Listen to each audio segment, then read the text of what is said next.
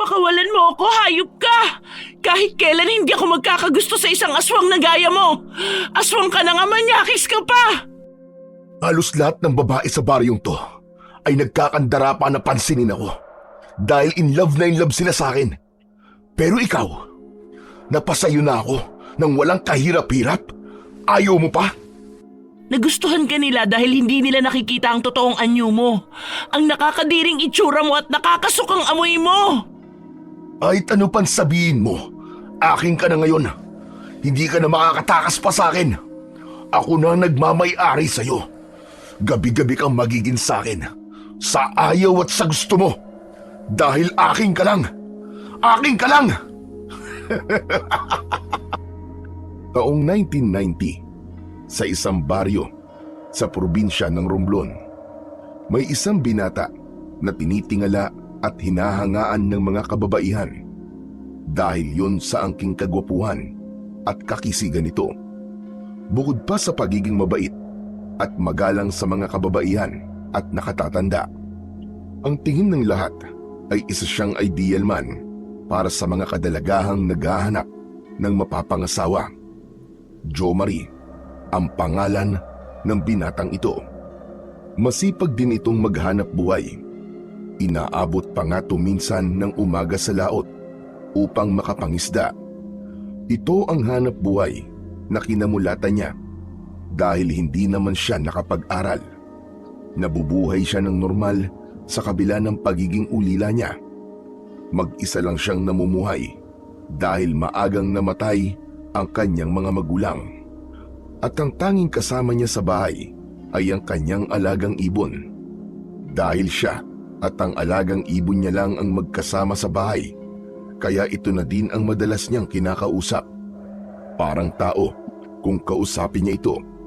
Ang kanyang alagang ibon naman ay para ring tao na nakakaintindi sa mga sinasabi niya. Ito din ang kasama niya sa laot tuwing nangingisda siya. Sabi nga ng mga tao sa baryo nila, swerte ito sa kanya dahil sa hindi ito nawawalan ng huling isda tuwing kasama niya ang alaga niyang ibon. Isang araw ay may dalagang dumating galing ng Maynila sa isang kapitbahay ni Jo Marie.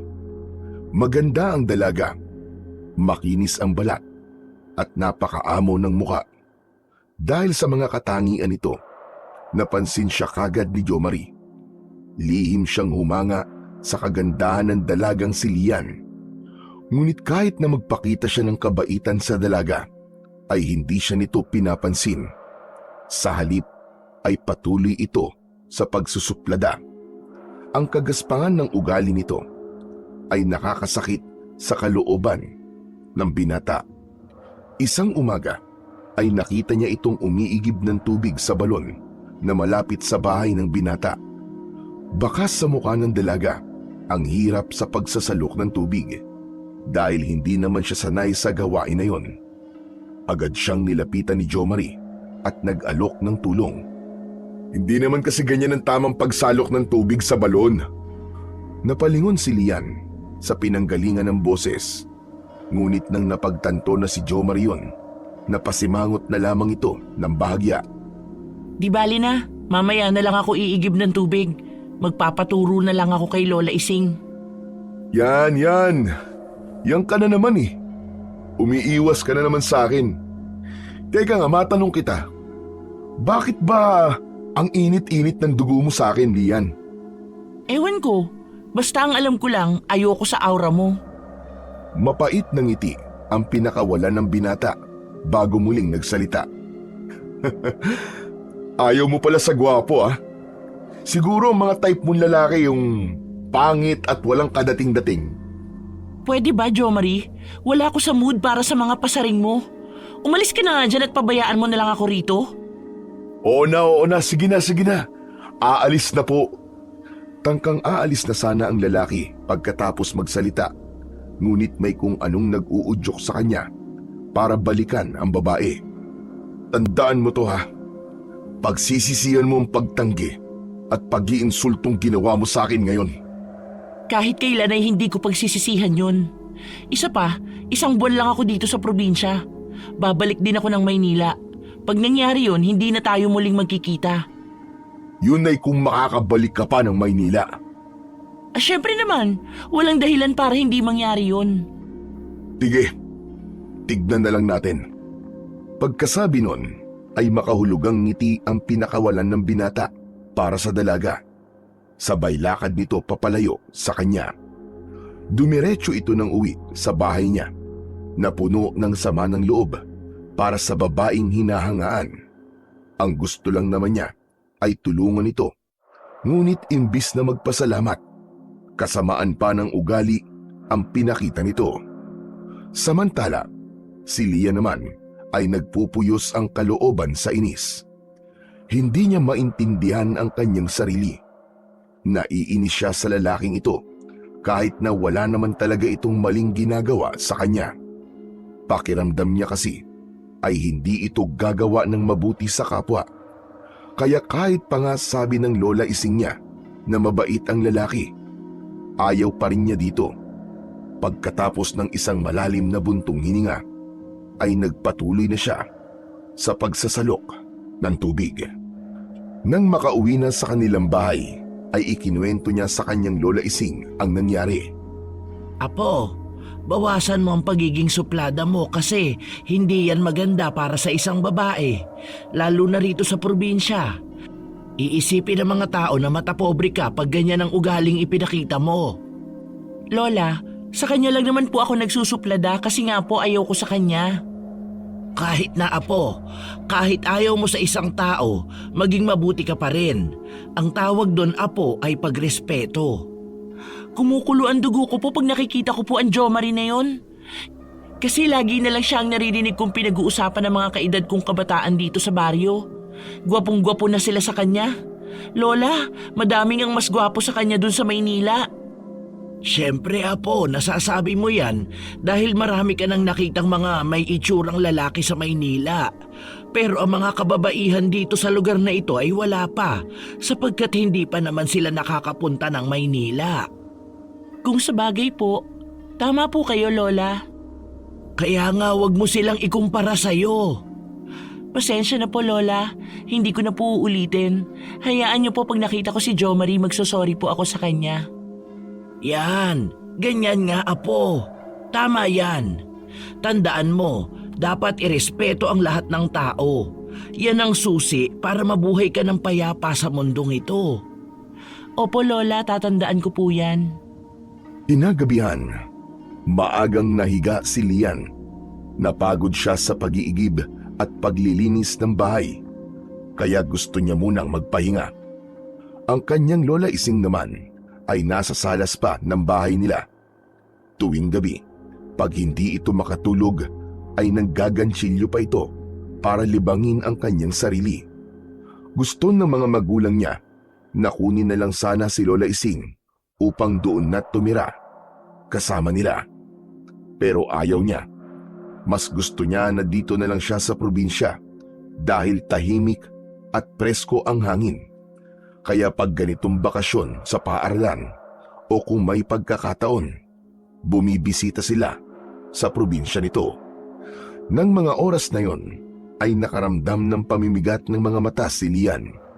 Ngunit tila naalimpungatan siya sa mahinang yabag mula sa bubungan ng bahay. Sa tapat mismo ng kanyang silid, mahina lamang yon, ngunit parang may bigat ang bawat yabag. Nagmulat siya ng kanyang mga mata. Saka dahan-dahang bumangon. Nakapatay ang kanyang ilaw, kaya tanging sinag lamang ng liwanag ng buwan ang kanyang tanglaw na liwanag. Tumagos ang liwanag ng buwan sa dingding na sawali ng bahay. Mabilis ang tibok ng kanyang puso dahil patuloy pa rin ang kaluskos at tila mga yabag na yon sa bubong ng bahay. Lumakad siya ng dahan-dahan patungo sa gawing bahagi ng bintana. Sa kadahan-dahang binuksan ito, maliit na awang lang ng bintana ang kanyang ginawa. Sapat lamang upang masilip niya ang paligid sa labas ng bahay nila. Habang nagmamasid sa labas, ay ilang ibon na panggabi ang nakita niya. Nang makita na mga ibong panggabi lang ang lumilipad sa labas ng bahay, ay iniawang niya ng mas malaki ang bintana ng kanyang silid. Sapat lamang para makadungaw ang kalahating bahagi ng kanyang katawan. Habang nakadungaw sa bintana, ay dama niya ang lamig ng hangin na dumadampi sa kanyang pisngi. Napakapayapa ng gabi. Sana laging ganito. Pagsabi nun, ay tinangka niyang isara muli ang bintana. Ngunit isang napakalaking ibon ang lumabas bigla sa kawalan. Nasa harap niya na yun ngayon at pilit na inaabot ng naturang ibon ang katawan ng dalaga gamit ang matutulis nitong mga kuko. Dahil sa labis na takot at pagkabigla ay nagsisisigaw si Lian. Lola, tulong! Tulungan mo po ako! Tulong po! Samantalang ang lola niya ng mga pagkakataong yun ay abala sa paggaganchilyo at huminto ito sa ginagawa. Agad itong tumayo at patakbong nagtungo sa silid ng apo. Laking gulat niya nang makita ang malaking ibon sa bintana. Pilit na kinukuha ng malaking hayop ang kanyang apo.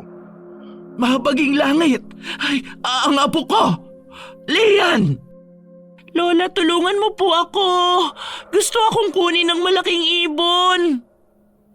Ay, Diyos ko po! Saan galing ang hayop na yan? Hindi ko po alam, Lola. Bigla na lang siyang lumitaw at pilit akong kinukuha. Huwag mong pakialaman ang apo ko! So!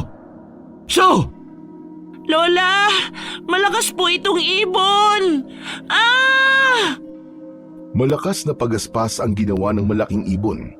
Kaya naman, nakabitaw si Lian sa pagkakahawak nito sa pasimano ng bintana. Tuluyan siyang inilipad ng dambuhalang hayop sa labas ng kanilang bahay. Patakbong nagtungo naman ang matanda sa harap ng bintana upang habulin ng tanaw ang malaking ibong tumatangay sa kanyang apo. Nang hindi niya na ito makita, saka lamang naisipang humingi ng tulong ang matanda. Nagtatatakbo siya palabas ng bahay, subalit huli na para makakilos pa ang nais tumulong. Samantala, dahil na din sa lakas ng sigaw ni Lian, ay nagising na din ang mga kapitbahay nila, kabilang na ang kapitan ng kanilang baryo. Nasa labas ito ng kanilang bahay, inaalam kung anong nangyayari sa kanila. Dahil naman sa labis na takot at pagkabigla, ay hindi halos makapagsalita ang lola ni Lian. Halos magkabuhol-buhol sa pagsasalita ang matanda. Tulungan niyo ang apo ko. Kapitan, maawa po kayo. Teka, sandali lang. Ano bang nangyari sa iyo, Ising? Bakit nagsisisigaw kayo ni Lian? Kapitan, kinuha ang apo ko. Ano ka mo? Kinuha si Lian? Teka, sino kumuha sa kanya? Ibon.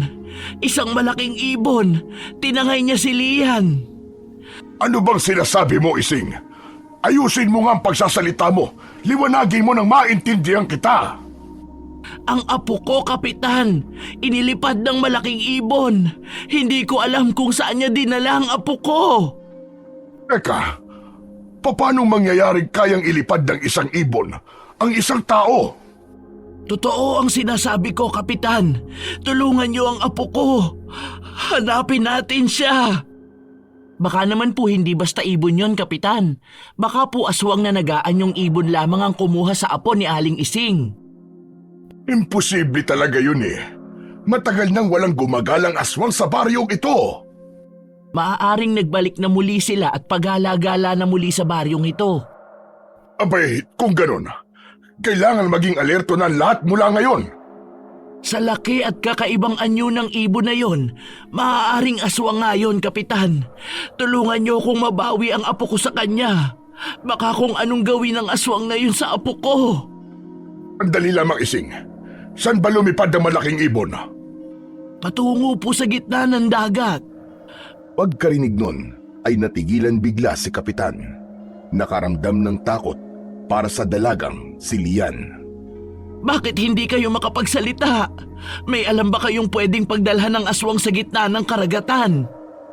Nung araw, may kwento ang mga magulang ko na may isang isla daw sa kabilang bahagi nitong karagatan. Ngunit walang nagtatangkang pumunta doon dahil bali-balita na yun daw ay pinamumugaran ng aswang. Ituro niyo sa akin ang islang yon. Pupuntahan ko kahit saan pa yon. Mahanap ko lang ang aking apo. Mag-unos dili ka, Ising. Mapanganib mag-isang magtungo doon. Ituro niyo na po sa akin, Kapitan. Nakikiusap po ako. Ang kawawang apo ko baka mapahamak siya. Sige, ganito na lamang. Bukas ng umaga, tutungo tayo doon. Hindi maaaring ngayong gabi dahil madilim. At saka isa pa, kailangan natin planuhin ito ng maayos. Dahil kung totoong pugad ngayon ng mga aswang, abay kailangan mag-ingat tayo. Ngunit, Kapitan, hindi na ako makakapaghintay pa.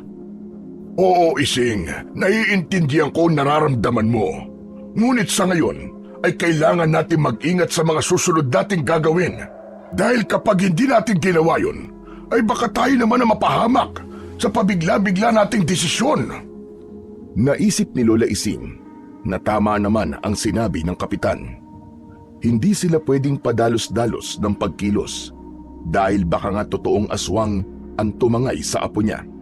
Kailangan nilang magplano ng maigi bago puntahan ang isla sa kabila ng karagatan. Dahil sa pag-aalala, ay hindi na nagawang makatulog pang muli ni Lola Ising. Nagtungo siya sa pangpang ng dagat. Doon ay tinanaw niya ang kadiliman ng gabi at ang malalakas na alon ng dagat habang patuloy sa pagpatak ang kanyang mga luha. Apo ko, nasaan ka na ba? Nag-aalala na ang lola sa'yo. Wala sanang masamang mangyari sa'yo. Ay! Samantala, ang mga tao naman sa baryo ay hindi na din nagawang makatulog pa. Nag-aabang kung sakaling babalik ang malaking ibon upang ibalik ang dalaga. Inihanda nila ang sibat at mga pana na dadalhin nila bukas sa pagpunta nila sa isla na sinabi ni Kapitan. Gumawa sila ng kwintas na bawang. Inihanda din nila ang maraming asin na iniligay nila sa mga garapon. Kung totoo mang aswang ang makakalaban nila, mabuti na yung marami silang sandatang daladala. Habang naghahanda ang lahat, si Kapitan ay pansamantalang nagpaalam sa mga kabaryo. Umuwi siya ng kanyang bahay upang kunin ang pinakamahalagang sandata niya na minana pa niya sa kanyang mga magulang. Isang medalyon na pangontra sa mga aswang. Matagal niya na yung itinago sa kanyang lumang baul dahil sa tahimik naman ang kanilang baryo. Walang aswang na gumagala sa nakalipas na maraming taon. Ngunit ngayon ay heto siya at naghahanda upang gamitin yon. Malapit nang mag-umaga, lahat ay nakahanda para sa pagtungo nila sa isla. Sumakay na si Lola Ising sa bangka, pati na ang kanyang mga kabaryo. Ngunit bago sila tuluyang makaalis, ay mabilis na tumatakbo si Jomari patungo sa gawin nila. Nang makalapit na ito sa kanila, ay habol hininga ito, kaya hirap magsalita. Lola Ising! Lola Ising! Kapitan! Hindi niyo na po kailangang umalis! Bakit, Jomari? Kailangan naming hanapin ang aking apo. Lola Ising! Kapitan! Si Lian po! Si Lian po! Bumalik na siya! Ay, nasaan ang apo ko? Nandun po siya, sa harap ng bahay niyo. Nakahiga po sa lupa. Wala po siyang malay, Lola. Dahil sa sinabing yun ni Jomari, agad na bumaba ng bangka si Lola Ising, pati na ang mga kasamahan niya. Patakbong umuwi ng bahay. Sinundan naman siya ng mga kabaryo upang tignan ang kalagayan ng dalaga. Pagkakita ni Lola Ising sa apo, ay napasigaw ito sa labis na awa. Tulad ng sinabi ni Jomari, wala nga itong malay at nangihina ang buong katawan. Kahit anong alog niya dito, ay hindi man lang ito gumagalaw. Apo ko! Anong nangyari sa'yo? Gumising ka, Lian! Ngunit wala pa ding pagkitang kilos mula dito. Nananatiling nakahandusay sa lupa ang dalaga.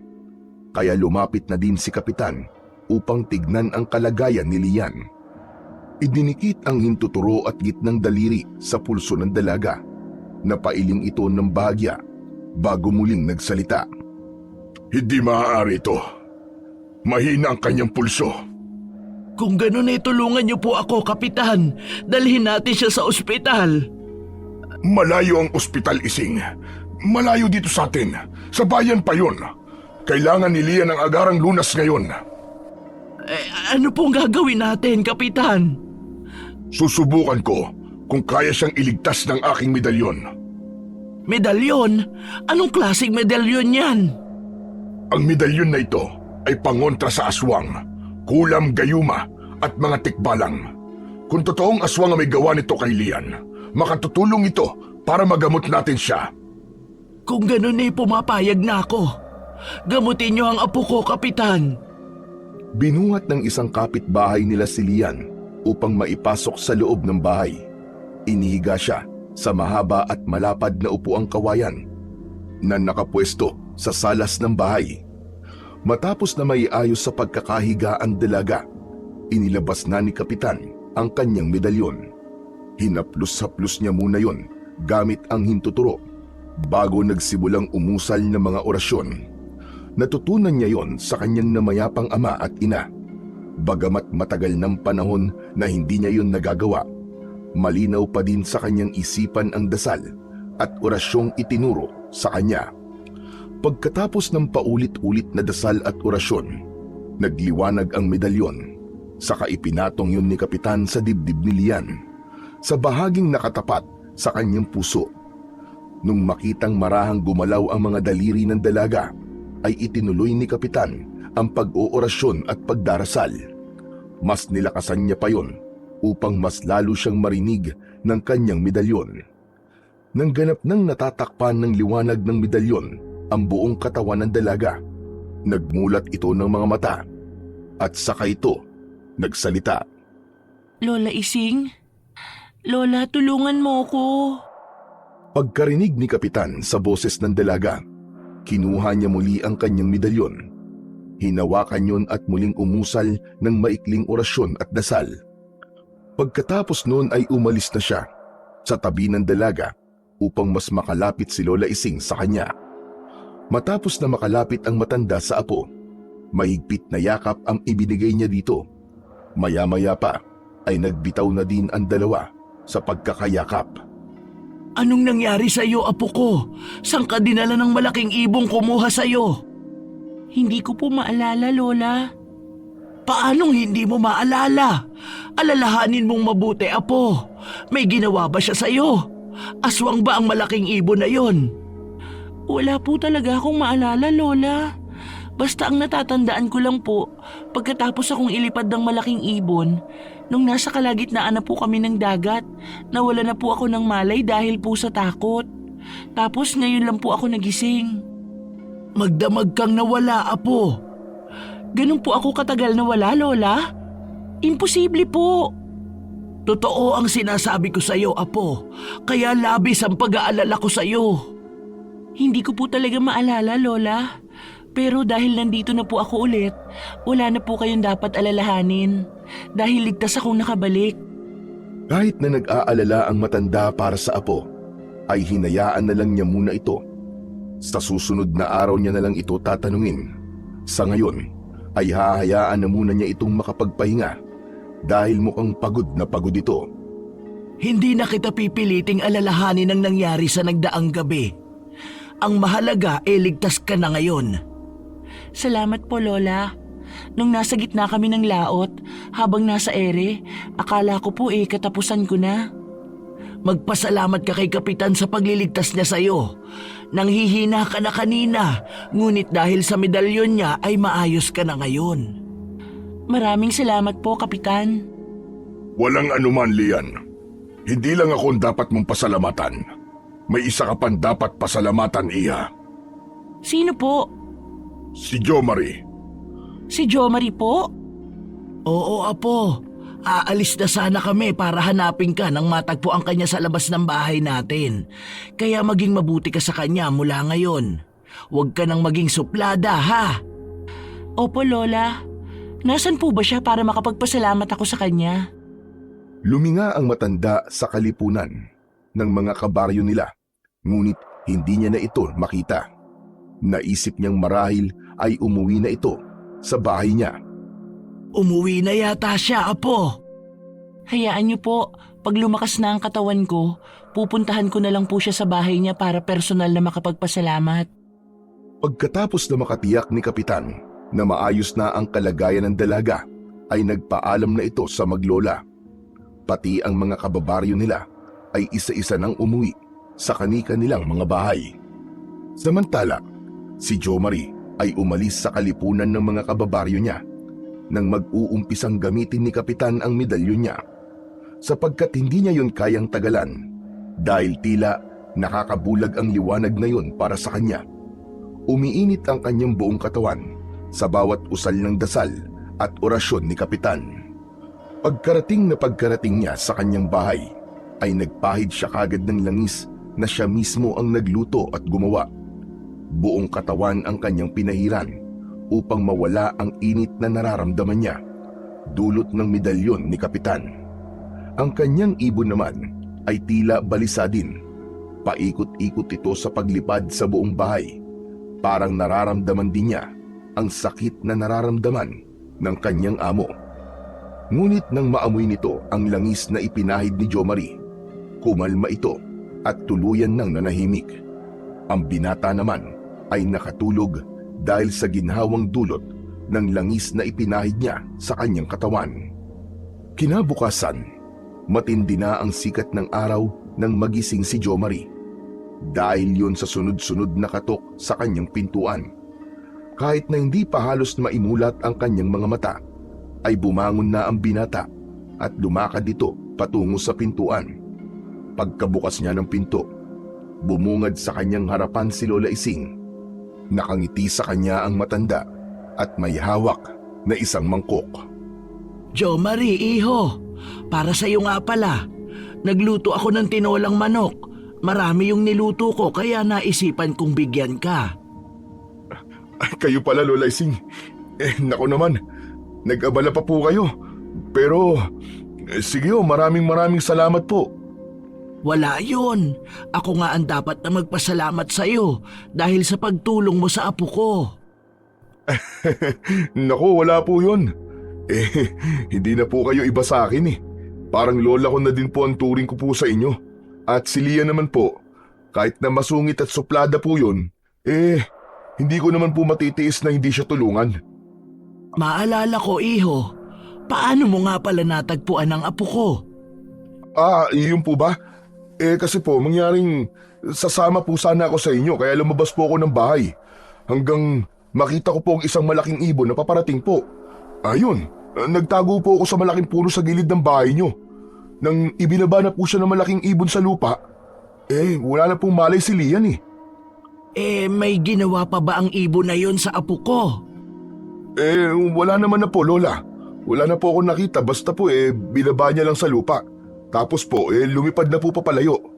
Nang makaalis na po yung ibon, saka ko naman po nilapitan si Lian.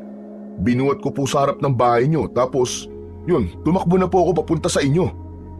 Sa tingin mo ba aswang ang kumuha sa apo ko? Hindi ko po masabi kung aswang nga po, Lola eh. Dahil kung aswang ho yun, dapat sana kinain na ng aswang na yun ng puso at atay ng apo nyo. May punto ka riyan. Ngunit base sa sinabi mo, parang may isip ang ibon na yon. Para ibalik niya ang apo ko kung paano niya ito kinuha, talagang nakapagtataka. Lola Ising, ang mabuti pa po huwag niyo na pong isipin yan. Ang mahalaga po ngayon ay ligtas na si Lian. Tama ka. O paano? Kunin mo na itong mangkok at lalamig na ang sabaw. Ibinigay ni Lola Ising ang mangkok sa binata. Nang mas mapalapit ang matandang babae kay Jomari, ay may naamoy itong kakaiba na nagpakunot ng noo ni Lola Ising. Kaya bahagyang kinusot nito ang kanyang ilong. Parang nahulaan naman ng binata ang iniisip ng matanda, kaya napangiti ito at kusa nang nagpaliwanag.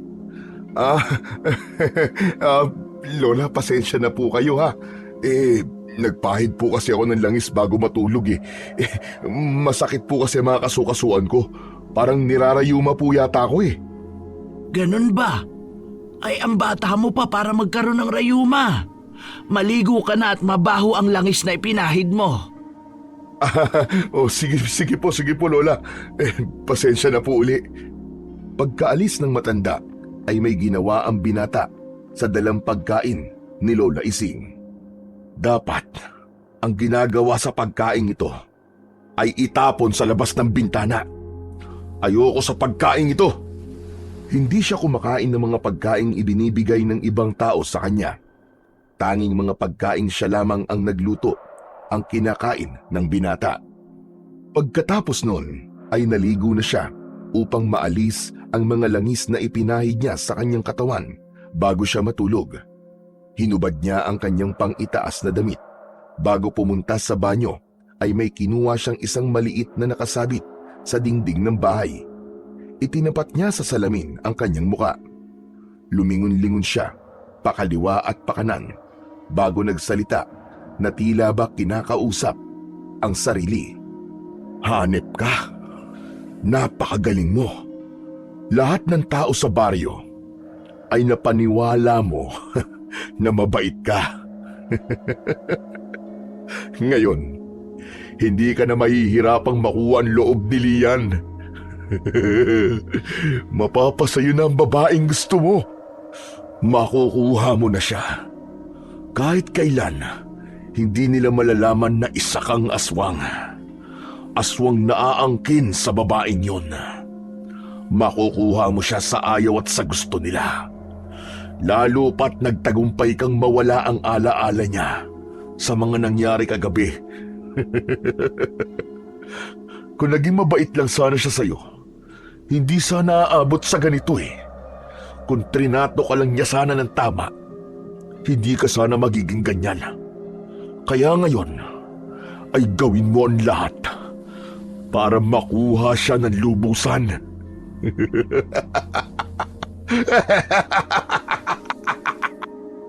Parang isang baliw na tumatawa ang binata habang kausap ang sarili sa salamin. Pagkatapos ng malalakas na pagtawa na yon, ay ibinaba na niya ang salamin at nagpatuloy sa kanyang gagawin. Naligo siya at nagbihis ng maayos na damit. Wala siyang aaksayahing pagkakataon. Pupunta siya sa bahay ni Lian. Gusto niyang makatiyak na wala pa din itong naaalala. Bago umalis ng bahay ay may maliit na bote siyang kinuha sa kusina. Dala-dala ang boteng yon, saka nagtungo siya sa bahay ng dalaga. Pagdating niya sa bahay ng dalaga, kumatok siya sa pintuan ng bahay kahit na nakabukas naman na ito. Pagkarinig ng matanda na may kumakatok sa pinto ng bahay nila, ay agad itong lumabas. Nang makitang si Jomari ang nasa labas, mas ibinukas niya ang pinto upang makapasok ang binata. Oh, Jomari, ikaw pala. Napadalaw ka. Opo. Kukumustahin ko lang po sana si Lian eh. Nasaan po ba siya? Nasa kanyang silid, natutulog pa. Ganun po ba? Kung ganun po hindi na po ako magtatagal. Kung gusto mo gigisingin ko siya. Naku, wag na po Lola Ising, wag na po. Hayaan na po muna natin siya makapagpahinga. Dinala ko lang naman po itong nabili ko sa bayan eh. Pagsabi nun, ay inabot niya sa matanda ang isang bote na dala-dala niya. Ano ba ito, iho? Sabi po kasi ng binilhan ko po sa bayan, dinikdik na luya daw po yan. Saka may kasama pang mga iba't ibang halamang gamot na pinagsama-sama at ginawang parang pulbos. Sabi po niya mabisa daw po yan para lumakas ang resistensya ng tao. Naisip ko pong kailangan po ito ni Lian kaya bumili po ako. Naku, nag-abala ka pa. Salamat ha, napakabait mo talagang bata. Wala po yun, Lola Ising. Maliit na bagay lang po yun. Paano po? Tutuloy na po ako. Baka nakakaabala na po ako sa inyo eh. Bago tuluyang umalis ng bahay ng matanda si Jomari, isang makahulugang tingin ang iniukol niya sa pintuan ng silid ni Lian. Bigo man siyang makita ang dalaga, na ibigay naman niya sa matanda ang mahalagang bagay na yon na makakatulong ng malaki sa plano niya. Buong akala ng matanda ay totoo ang sinabi ng binata. Ngunit hindi totoo ang mga sinabi nito. Siya mismo ang nagluto at gumawa ng pulbos na yon para kay Lian. Kapag inihalo yun sa pagkain ng dalaga at naamoy niya ang pulbos na yon, ay mahihipnotismo siya. Lahat ng sasabihin niya ay gagawin ng dalaga para sa kanya. Walang kahirap-hirap niyang mapapasunod ito sa mga gusto niya. Pagka-uwi niya ng bahay ay abot tenga ang kanyang ngiti. Dahil sa gabing yon ay aangkinin niya ng muli si Lian at walang makakapigil sa kanya na kahit na sino. Samantala, pagkaalis ni Jomari sa bahay ni Lola Ising, nagising na si Lian.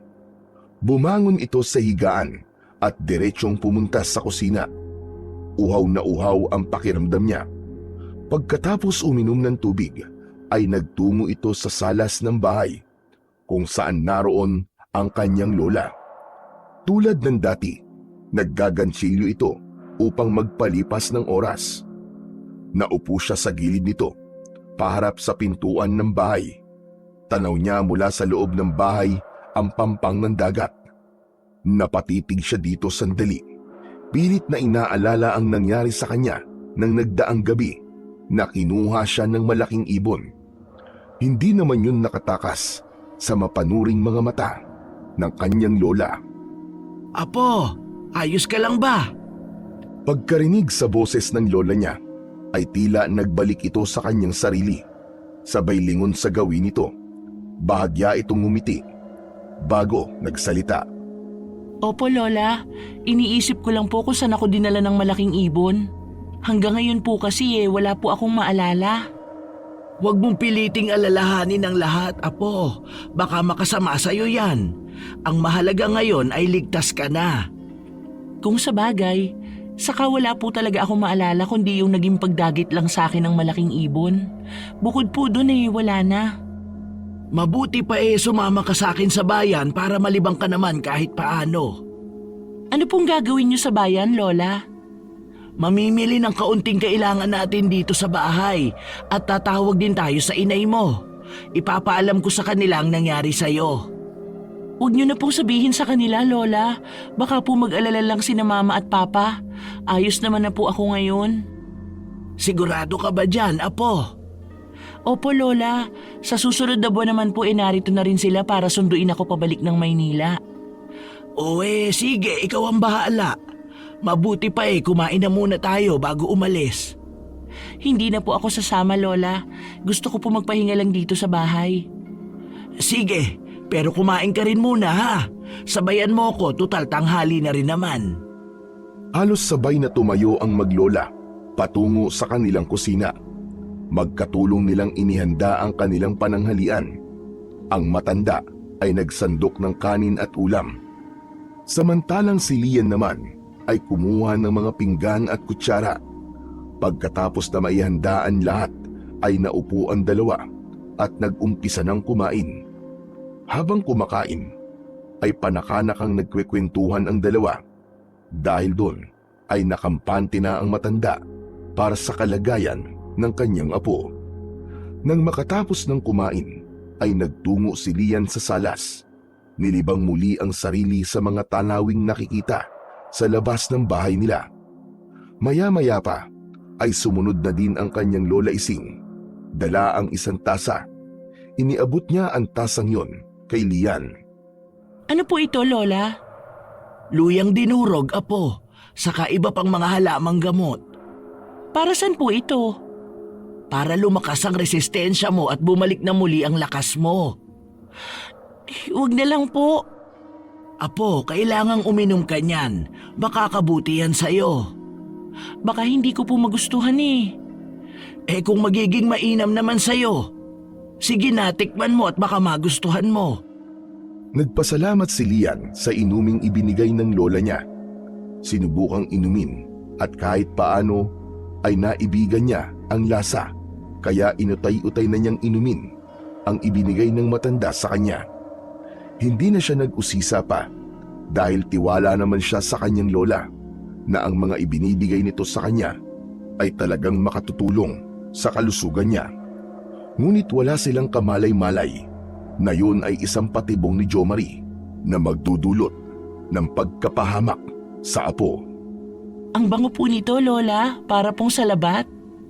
Oo, apo, dahil nga gawa yan sa luya na sinamahan ng piling halamang gamot. Kaya sige na, ubusin mo na yan bago ako umalis. Sinaid ni Lian ang inumin yun na ibinigay ng kanyang lola Ising hanggang sa kahuli-hulihang patak nito. Ubus na po, Lola. Bahagyang ngiti lang ang itinugon ng matanda sa dalaga. Pagkatapos nun ay nagpaalam na siya rito. Bago dumilim, apo, ay narito na ako. Magluto ka ng hapunan natin, ha? Opo, Lola, ako na pong bahala doon. Mag-iingat po kayo. Pagkatapos ng maikling pag-uusap na yon, ay tuluyan nang umalis ang matanda. Dala ang isang bayong. Si Lian naman ay nakaramdam ng pamimigat ng kanyang mga mata, kaya naisip niyang matulog na muna. Tutal, wala rin naman siyang gagawin sa bahay. Bago siya magtungo sa kanyang silid, ay isinarado na muna niya ang pintuan upang matiyak na walang ibang taong makakapasok sa bahay nila. Lingid sa kaalaman ng maglola ay kanina pa pala nakabantay si Jo Marie sa kanila. Nakikinig sa kanilang usapan. Hindi nila siya napapansin na nandun lang pala sa paligid sapagkat nag-anyong ibon ito na nakatungtong sa isa sa mga puno sa gilid ng bahay ng matanda. Sa ganung paraan, makakalapit siya sa mga ito na hindi nila namamalayan. Nakaramdam siya ng kasiyahan nang sa wakas ay umalis na ang matanda. At ngayon ay mag-isa na lamang si Lian sa bahay nila. Wala nang makakapigil pa sa kanyang plano. Mamayang gabi pa sana niya isasagawa ang kanyang balak, ngunit umayon na kagad sa kanya ang pagkakataon. Kaya ngayon niya na yon isa sa katuparan. Aangkinin niya ang babaeng ito at hindi na siya makakapaghintay pa. Samantala, bago pa man tuluyang makatulog si Lian, ay may narinig siyang parang tumatawag sa kanya. Muli siyang nagmulat ng kanyang mga mata. Pinakinggang muli ang boses ng tumatawag sa kanya.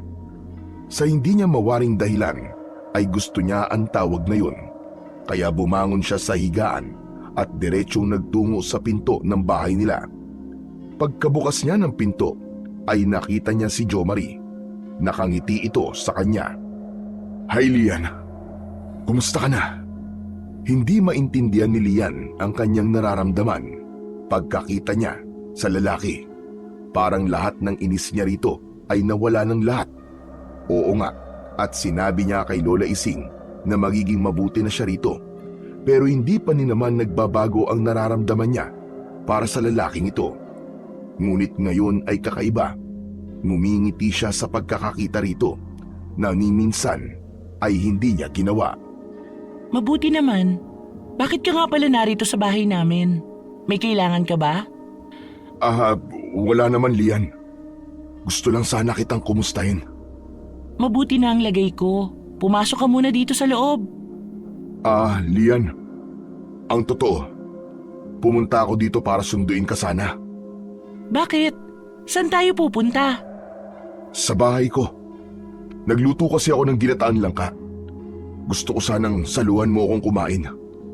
Pero kakakain lang namin ni Lola eh. Busog pa ako. Sa susunod na lang.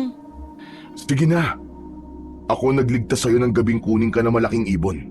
Kaya kahit bilang pasasalamat mo na lang sa akin yun. Pero Jo Marie, Huwag mong sabihin na hindi mo ako mapagbibigyan at tatanggihan mo. sige na nga. Pero saglit lang ako sa bahay mo ha. Uuwi rin ako pagkatapos nating kumain.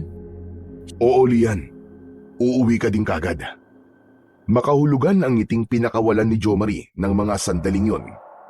Nakaramdam siya ng tagumpay sa mga plano niya. Pagdating sa bahay, walang sinayang na panahon ng binata. Dinala niya ang dalaga sa kusina. Pinaupo sa upuan sa harap ng isang mesa. Pagkatapos ay inihanda na ang niluto niyang langka. Habang kumakain si Lian, ay may kung anong pulbos na isinaboy ang lalaki sa harap ng dalaga. Matapos siyang maamoy ng dalaga, ay tila natigilan ito. Natulala na lamang. Itinigil ang pagsubo ng pagkain. Nakatingin na lang sa kawalan. Napangiti naman ang lalaki dahil mula sa oras na yon ay mapapasunod na niya ang dalaga sa lahat ng gusto niya. Halika, Lian. Doon tayo sa kwarto ko. May ipapakita ko sa iyo. Pagkarinig ng dalaga sa boses ng lalaki, ay tumingin ito sa kanya. Walang pagtatanong na sumunod na lang sa kagustuhan nito. Doon sa silid na yon, ay malayang nagawa ng binata ang lahat ng gusto niyang gawin sa dalaga. Inaangkin niya ito ng walang kahirap-hirap dahil sumusunod lang ito sa lahat ng sasabihin niya. Pagkatapos niyang makuha ang gusto niya, ay inutusan niya itong umuwi na sa bahay nila. Sumunod naman ang dalaga sa sinabi ng lalaki sa kanya. Nang makarating na si Lian sa bahay nila, ay dumiretso siya sa kanyang silid. Nahiga siya sa kanyang kama at tuluyang nakatulog. Samantalang ang binatang si Jomari naman ay nakasunod sa kanya na nasa anyo ng isang ibon. Tumuntong siya sa bintana, pagkatapos ay lumipad papasok sa loob ng silid. Nang makapasok na siya sa loob ng silid ng dalaga, nagpalit anyo na siya bilang isang tao. Nang mga oras na yon, ay mahimbing na natutulog ang dalaga. Hinuha ang kamay at hinimas ng isang palad niya ang pisngi ni Lian. Bago muling nagsalita, "Napakaganda mo talaga, Lian. Alam mo ba na ang plano ko lang talaga sa'yo ay gantian ka sa kagaspangan ng ugaling ipinakita mo sa akin. Pero dahil sa nakita kong ganda ng hubog ng katawan mo at makinis mong balat, dagdag pa na ako nakauna sa'yo, ay itutuloy-tuloy ko na ito. Magiging akin ka ng paulit-ulit at wala kang magagawa roon. Paulit-ulit kitang pagsasawaan ng hindi mo namamalayan. Kaya sige lang." Magpahinga ka ngayon dahil alam kong napagod ka. Sa susunod na may pagkakataon ako, mapapasakin ka ulit para maging masaya ako. Pagkatapos magsalita, ay muli siyang nagsaboy ng kung anong pulbos sa mukha ng dalaga upang alising muli ang hipnotismo na ibinigay niya para rito. Kailangan niyang gawin yon upang hindi rin makahalata ang lola nito. Nahihimbing na sa pagtulog ang dalaga, kaya wala itong kamalay-malay sa paligid. Kahit ang mga sinabi ng binata ay hindi na din niya yon narinig. Samantala, pagkatapos ng huling pagsulyap ni Jomari sa natutulog na si Lian, ay nagpalit na muli ito ng anyo bilang isang ibon. Pagkatapos ay muling dumaan sa bintanang nakabukas upang makalabas sa silid ng dalaga. Nagising si Lian, napapadilim na ang paligid. Pagkamulat ng kanyang mata, ay naisip niya agad ang kanyang lola Ising. Naisip niya na paparating na ito galing bayan, kaya kailangan niya ng magluto ng hapunan. Dahan-dahan siyang bumangon sa kanyang kama, ngunit sa hindi niya mawaring dahilan, masakit ang kanyang buong katawan. Dahil dito ay nahirapan siya sa pagtayo mula sa higaan. Naupo muna siya sandali at binalikan ang kanyang ginawa bago siya natulog kanina. Ngunit hindi mawari kung panaginip lang ba ang pagpunta ni Jomari sa bahay nila o totoo yun. Naguguluhan siya, kaya napahawak na lamang siya sa kanyang ulo. Siguro panaginip lang yun. Imposibleng basta na lang ako sasama sa kanya. Saka nandito ako sa loob ng silid. Tama, panaginip lang ang lahat. Pilit niyang kinumbinsi ang kanyang sarili na panaginip lang talaga yon at nagpa siyang tumayo na upang makapagluto na ng kanilang hapunan. Ngunit sa hindi mawaring dahilan ay masakit din ang kanyang mga hita na para bang may kakaibang nangyari sa kanya. Ano ba talagang nangyari sa akin? Bakit pati mga hita ko ay nananakit? Bagamat hirap sa paglalakad ang dalaga, ay pinilit niya ang sariling tumayo na. Naunang pumunta sa salas ng bahay upang buksan ang pinto. Gusto niyang makapasok ang sariwang hangin mula sa labas ng bahay. Pagkatapos ay nagtungo na siya sa kusina at nag-umpisa ng magluto ng hapunan.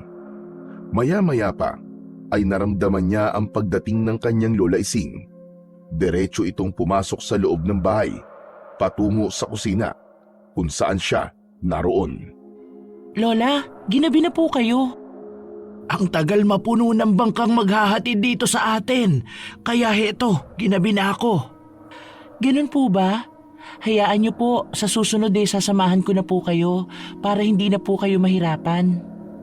Pero ayos lang ako, Apo. Kaya ko pa naman. Ikaw na ang mag-ayos ng mga pinamili ko at magpapalit lang ako ng damit. Sige po. Akmang kukunin na sana ng dalaga ang mga pinamili ng lola niya nang muling nagsalita ang matanda. Apo, ikuha mo nga pala muna ako ng tubig. Nauhaw ako kakalakad sa bayan. Ngiti lang ang itinugon ng dalaga sa kanyang lola. Pagkatapos ay lumakad na ito patungo sa lagayan ng tubig na inumin. Hindi nito halos maiakbang ang paa sa paglalakad dahil sa iniindang sakit ng katawan at hita. Hindi yun nakaligtas sa mata ng kanyang lola. Anong nangyari sa'yo? Bakit ganyan ka maglakad? Paika-ika ka. Kanina naman bago ako umalis maayos ka. Masakit po ang mga hita ko, Lola. Hindi ko nga po maintindihan Pagkasabi nun, ay nilapitan ng matanda ang apo. Itinapat ng pabaliktad ang palad sa noo nito. Aba, may sinat ka, Apo. Mamaya uminom ka ng gamot pagkatapos natin kumain para hindi na lumalayan. Baka matuloy pa yan sa lagnat. Sige po, Lola.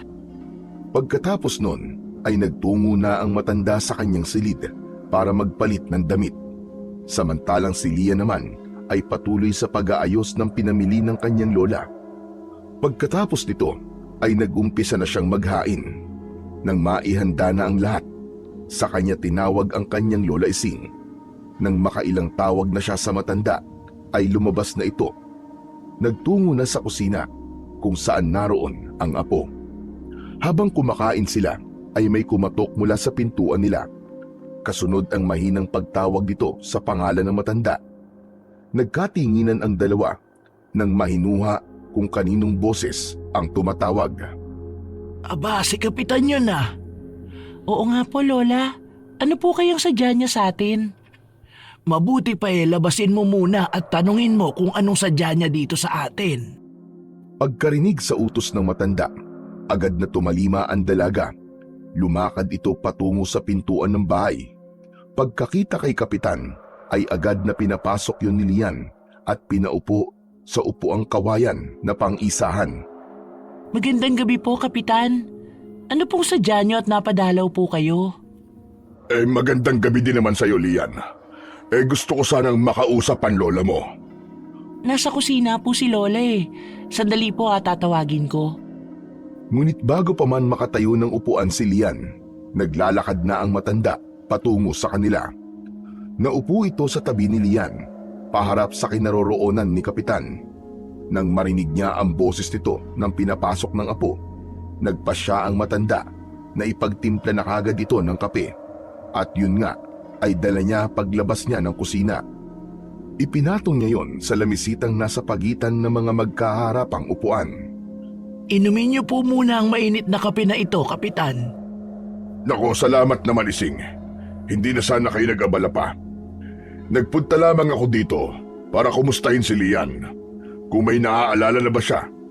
Sapagkat hanggang ngayon, hindi pa din nawawala ang bulong-bulungan sa baryo na aswang nga ang tumangay sa kanya. Wala po akong naaalala, Kapitan.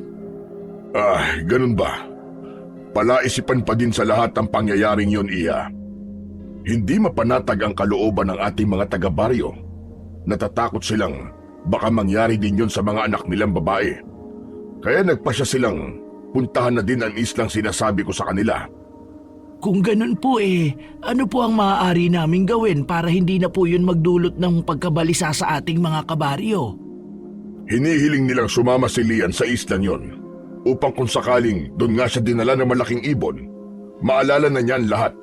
Sa ganun matutukoy natin kung aswang ba talaga ang kumuha sa kanya. Pumapayag ba kayo sa kagustuhan ng ating kababaryo? Pumapayag po ako dahil kahit ako gusto ko rin pong maalala na ang gabing yun. Kailan ba ang plano niyong pagtungo doon, Kapitan? Sa araw sana ng Biyernes Ising, kung saan tumapat din sa araw na yon ang kabilugan ng buwan. Sige po, Kapitan. Asahan niyo po ang pakikipagtulungan namin para mawala na rin po ang pag-aalala ng lahat. Kung ganun sige, tutuloy na ako. Yun lang naman talaga ang sadya ko sa inyong maglola. Sige po, Kapitan. Mag-iingat po kayo. Lingid sa kaalaman nila ay nandun si Jo Marie sa gilid ng bahay. Nagpalit ng anyo nito bilang ibon na lumalabas tuwing gabi. Dinig na dinig niya ang planong pagtugis sa hinihinala nilang aswang na kumuha kay Lian. Masama ang tingin na ipinukol niya sa matandang kapitan dahil nararamdaman niya ang anting-anting na dala nito. Nakasabit ang medalyon nito sa kanyang leeg. Buwisit ka, Kapitan. Kahit na anong gawin niyo, hindi niyo malalamang ako malaking ibon na yon. Wala kayong mapapala dahil hindi ako papahuli sa inyo. Ngayon pa, na nakuha ko na si Lian. Hindi niyo na ako mapipigil pa. Magiging akin siya. Akin siya! Samantala, pagkatapos na makaalis ng matandang lalaki, muling kinausap ni Lola Ising si Lian ukol sa planong binanggit ng kapitan. Sigurado ka bang sasama ka sa kanila, Apo? Opo, Lola. Tulad ng sabi ko po kanina kay Kapitan, gusto ko na pong maalala ang nangyari ng gabing yun. Kung aswang ba talaga yun? Saka isa pa po, Lola, yun lang ang paraan para matulungan ang ating mga kabaryo. Hindi mawawala ang takot sa puso nila hanggat hindi ko maaalala ang lahat. Kung ganon hindi na kita pipigilan pa. Basta't mag-iingat ka lamang para hindi ka mapahamak. Isang ngiti ang isinukli ng dalaga sa kanyang Lola Ising. Pagkatapos ng pag-uusap na yon, ay nagpatuloy na sa pagkain ang maglola. Pagkatapos kumain, ay nagtuloy na sila sa kani-kanyang kwarto. Nang gabing yon, ay hindi na makatulog si Lian. Balisa ang isipan. Masakit ang kanyang katawan. May hindi maipaliwanag na init siyang nararamdaman. Kaya nagpasya siyang ibukas ng konti ang bintana ng kanyang silid. Sapat na para makapasok ang malamig na hanging panggabi. Dahil sa labis na pagkabalisa, ay naupo na lamang muna siya sa gilid ng kanyang kama habang nakahawak ang dalawang kamay niya sa ulo niya. Pagkatapos na bahagyang isinuklay ang kanyang mga daliri sa kanyang buhok, nag-angat siya ng tingin sa diretso sa bintanang bahagyang nakaawang. Namilog ang kanyang mga mata sa hindi inaasahang kanyang nasaksihan ng mga oras na yon. Kitang-kita niya mula sa maliit na siwang na yon ang pagbabagong anyo ni Jo Marie. Bahagya man siyang nakakubli sa isang malaking puno, ngunit sapat na upang makita ni Lian ang pangyayaring yon. Mula sa pagiging tao, nagpalit ito ng anyo sa pagiging malaking ibon. Hindi siya maaaring magkamali. Ang ibon na yon ay ang siyang ibon na kumuha din sa kanya. Dahil doon ay mabilis ang naging tibok ng kanyang puso. Doon niya napagtanto na pagpapanggap lang pala ang lahat ng kabutihang ipinapakita ng binata sa kanya at sa kanyang lola. Samantala, dahil sa labis na takot, ay tumayo siya mula sa pagkakaupo. Tinangkang isara ng lubusan ang kanyang bintana. Ngunit bago pa niya yon nagawa, ay nakalapit na ang malaking ibon sa kanya. Gamit ang malalaking kuko, ay hinila niya ang saraduhan ng bintana, sanhi para bumukas ito ng tuluyan.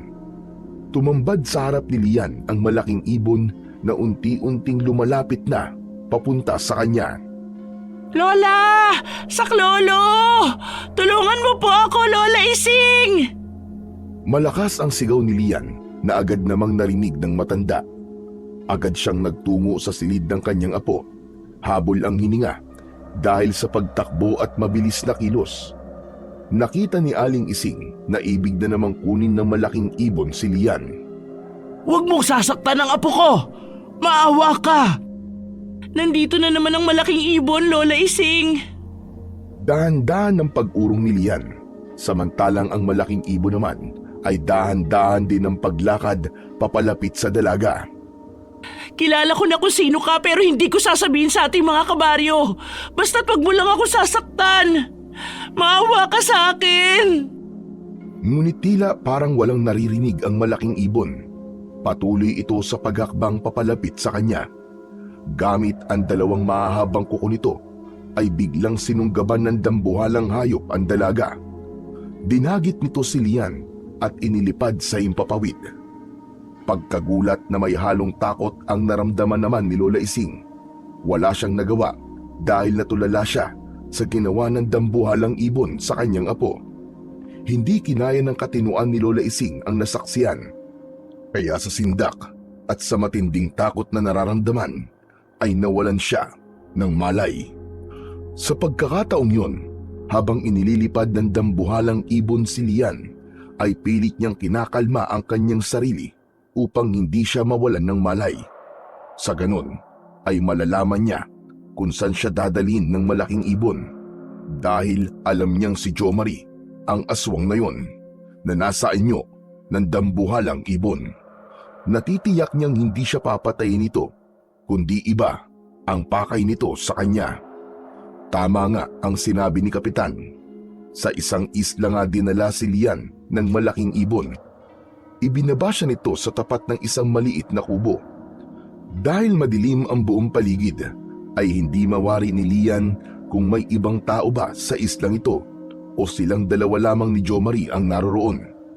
Pagkatapos na luminga sa paligid, nagtungo ang kanyang mga mata sa nakatayong si Jo Marie sa gilid niya, na nasaan yung tao na. Matalim at may halong pagnanasa ang mga tingin na ipinupukol sa dalaga. Bagamat may kaba at takot na nararamdaman si Lian sa kanyang dibdib, ay pilit niyang pinaglabanan yon. Lalo na't hindi niya alam kung ano ang tunay na pakay ni Jo Marie, sapagkat wala siyang maalala sa mga nakalipas na pangyayari. Bakit mo ako dinala rito? At anong lugar ito? Dito ang isla kung saan dating naninirahan ng mga kalahi ko. Kalahi mong mga aswang din? Oo, tama ka, Lian. Pero wala na sila eh. Nilipol na sila ng mga antingirong magulang ni Kapitan. Ang mga magulang ko lamang ang nakaligtas. Pero ang alam ng lahat sa baryo, ulila ka na. Yun din ang nasabi sa akin ni Lola Ising. Hindi pa pala? Sinabi ko lang yun para hindi na sila mag-usisa pa. Para wala nang tanong-tanong. Dahil ang totoo, nasa islang ito mga magulang ko. Dito sila nakatira. Ngunit kung iisipin mong masama silang aswang ay nagkakamali ka. Hindi sila pumapatay ng tao. Mga hayop na ligaw lamang sa kabundukan ang pinapatay at kinakain nila. Bakit pinili mong sa baryo manirahan at hindi dito sa isla? Dahil gusto kong maranasan ang buhay na normal, tulad sa isang normal na tao. Nararamdaman kong may mabuti kang puso, kaya nakikiusap ako sa'yo. Ibalik mo ako sa lola ko. Nagmamakaawa ako sa'yo. Hindi maaari, Lian. Mananatili ka na dito kasama ko habang buhay. Dahil hindi na kita ibabalik sa lola mo. Nakikiusap ako sa'yo. Paano na lang ang lola ko? Matanda na siya. Kailangan niya ako. Kasabay ng pakikipag-usap na yon ni Lian ay ang pagluhod niya sa harap ng binata upang pakawalan siya nito. Hindi Lian.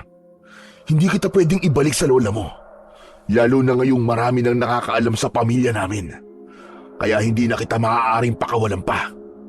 Isa pa, nakuha na kitang minsan at nangako ko sa sarili ko na walang ibang lalaking makakaangkin pa sa'yo, kundi ako lang. Anong pinagsasasabi mo, Jo Marie? Hindi mo ba naiintindihan? Ha? Hindi mo ba naiintindihan ang sinasabi ko? Ako ang nakauna sa'yo, Lian. Nagawa ko sa'yo ang gusto ko. Sinungaling ka. Wala pang nangyayari sa atin. Una, wala tayong relasyon at hindi ko papayagang mangyari yun.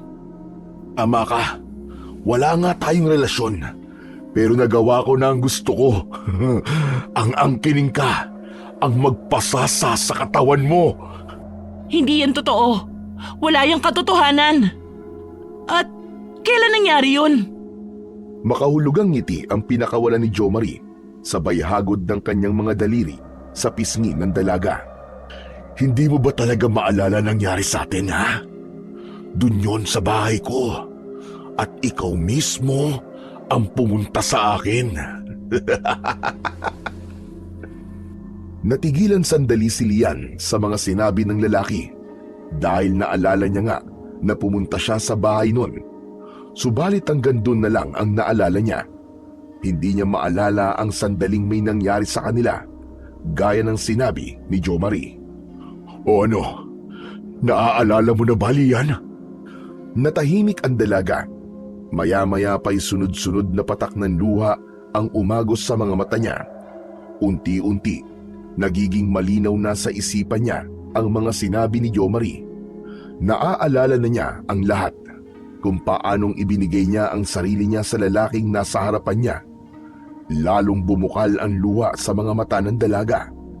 Naroon na rin ang matinding galit sa dibdib na nararamdaman dahil sa ginawang paglapastangan sa kanya ng lalaking kaharap. Hayop ka! Halimaw! Napakawalang iya mo! Siguro may kababalaghan kang ginawa kaya napasunod mo ako sa gusto mo. Dahil hindi ko na naising ibigay sa'yo ang sarili ko. Lalo na sa gaya mo na isang aswang. Isang halimaw!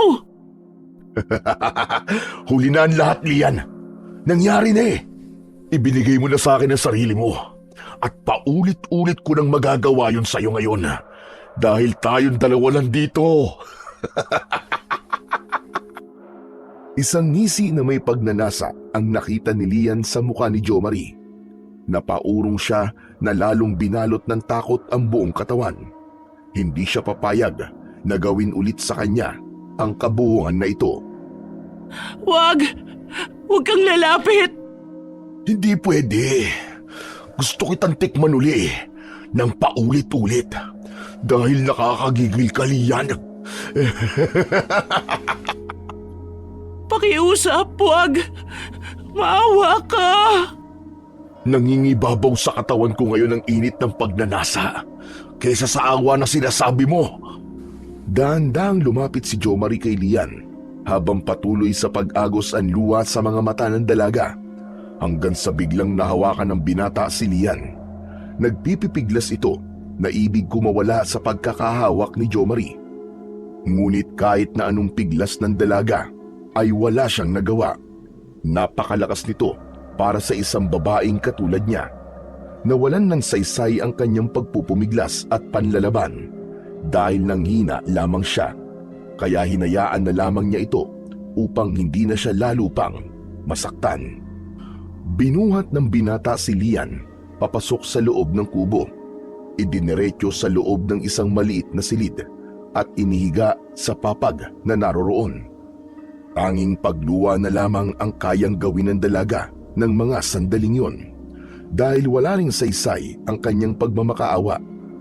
Kasabay ng masaganang pag-agos ng luwa sa mga mata niya, ang pagpapaubaya niya. Hinayaan niyang gawin ng lalaki ang nais nitong gawin sa kanya. Ibinigay niya ang kanyang sarili kahit nalabag sa kanyang kalooban. Ramdam na ramdam ni Lian ang kahayupang ginagawa ni Jo Marie sa katawan niya. Parang dinudurog ang dibdib niya sa matinding sama ng loob habang nilalapastangan nito ang kanyang pagkababae.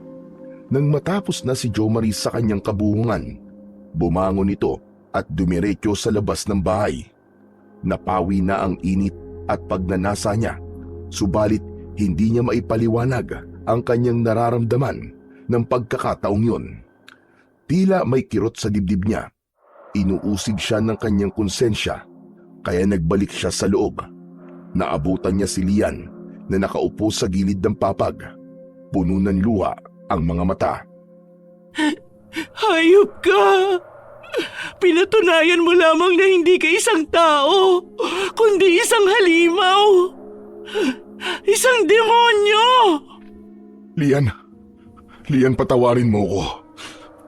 Ang totoo niyan gustong-gusto lang kasi kita. At mahal na kita. Sinungaling kang hayop ka! Totoong sinasabi ko. Mahal kita, Lian. Hindi ko rin maintindihan ang sarili ko. Ito ba ang pagmamahal para sa'yo? Ang ipilit ang gusto mo? Oo, hindi ako naging mabuti ng pagtrato kahit sa unang pagkikita natin. Pero hindi ito dahilan para gawin mo sa akin ang kahayupang ito. O sige. Kung gusto mo, bumalik na tayo sa baryo tapos magpakasal tayo. Pananagutan ko nangyari sa atin. Mahirap bang intindihin na hindi nga kita gusto? Lalong hindi kita magugustuhan dahil sa mga ginawa mo sa akin ngayon. Bakit ba ayaw mo sa akin? Ang mga dalaga sa baryo gusto nila ako. Nagkakandara pa sila sa akin. Pero bakit ikaw ay hindi?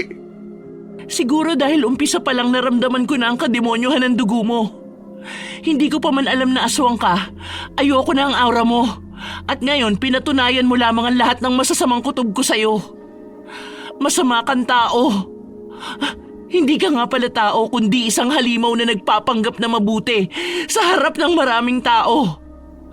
Pero ito ang tatandaan mo. Hindi ko man alam kung paano ako makakaalis sa islang ito. Pero tandaan mo, gagantihan kita sa kahayupang ginawa mo. Dahil sa mga sinabing yun ni Lian, nagpuyos ang kalooban ni Jo Marie. Hindi niya matanggap na hindi kayang tanggapin ng dalaga ang pag-ibig na alok niya. Talagang napakatigas ng puso mo. Hindi ko na alam kung anong dapat kong gawin sa'yo. Dahil hindi ko pinangarap kahit kailan na magkaroon ng asawang halimaw na gaya mo.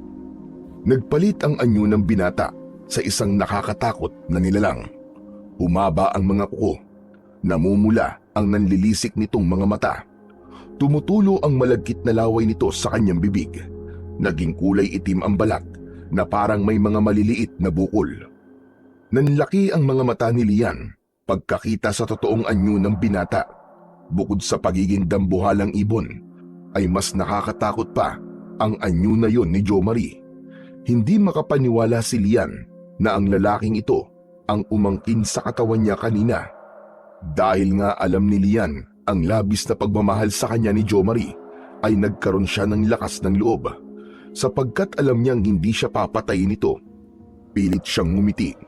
Isang ubod pait ng ngiti upang ipakita sa binatang aswang na hindi siya nasisindak anuman ang itsura niya. Kailangan siyang magkunwari. Ngayong ipinakita mo na sa akin ang totoong anyo mo, patayin mo na ako. Tutal wala nang saysay pa ang buhay ko. Sinira mo na yon. Kaya sige na, patayin mo na ako dahil hindi kailanman kita mamahalin at lalo na ang pakasalan ka.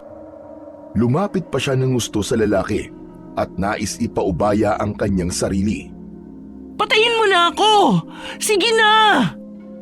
Dahil naman sa nalilitong damdamin ni Jo Marie na nasa anyo ng isang halimaw, umungol siya ng napakalakas. Nakakatakot yun dahil ang ungol na yun ay pahiwatig na handa siyang pumatay. Subalit hindi niya kayang gawin kay Lian.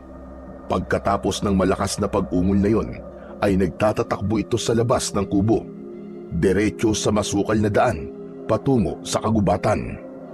Habang si Lian naman ay naiwan sa kubo, umiiyak at nagdadalamhati sa kapalarang sinapit na kailanman ay hindi niya inasahan.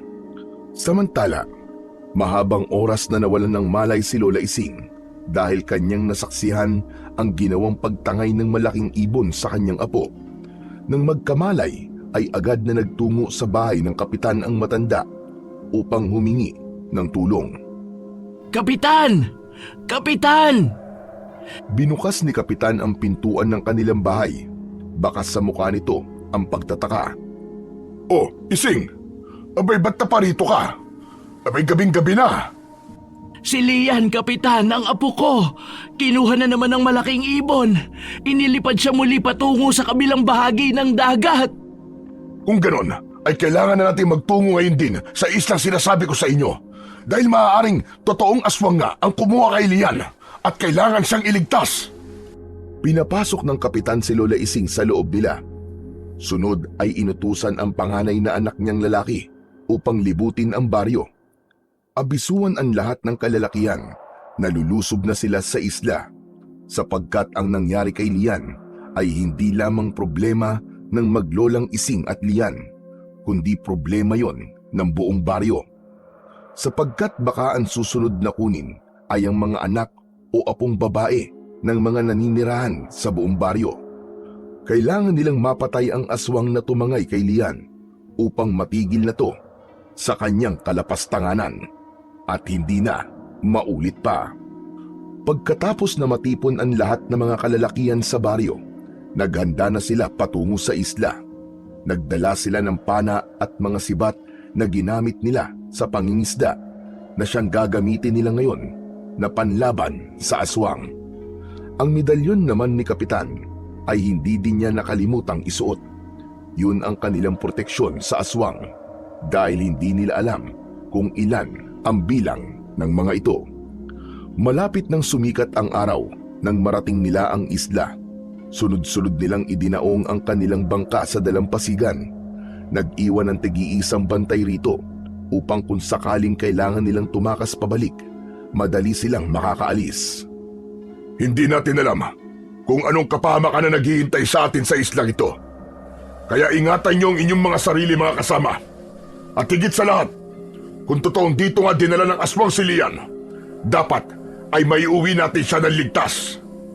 Pagkatapos na maikling paalala na yon ni Kapitan, tinungo na nila ang masukal na daan.